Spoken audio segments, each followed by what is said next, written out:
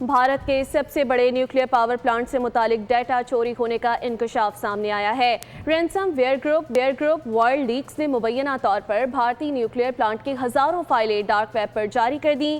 غیر ملکی میڈیا کے مطابق لیک ہونے والی فائلوں میں پلانٹ کی تنصیبات کے نقشے اور سپلائرز کی تفصیلات بھی شامل ہیں، جبکہ ڈیٹا پلانٹ کے ٹھیکیدار ریلائنس گروپ سے متعلق بھی بتایا جا رہا ہے۔ بڑی خبر اپنے ناظرین کو دے رہے ہیں کہ بھارت کے سب سے بڑے نیوکلیئر پاور پلانٹ سے متعلق ڈیٹا چوری ہونے کا انکشاف سامنے آیا ہے۔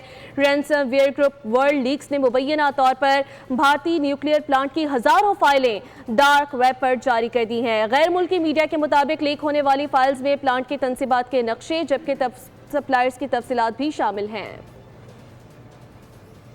بھارت کے سب سے بڑے نیوکلیئر پاور پلانٹ سے متعلق ڈیٹا چوری ہونے کا انکشاف سامنے آیا ہے۔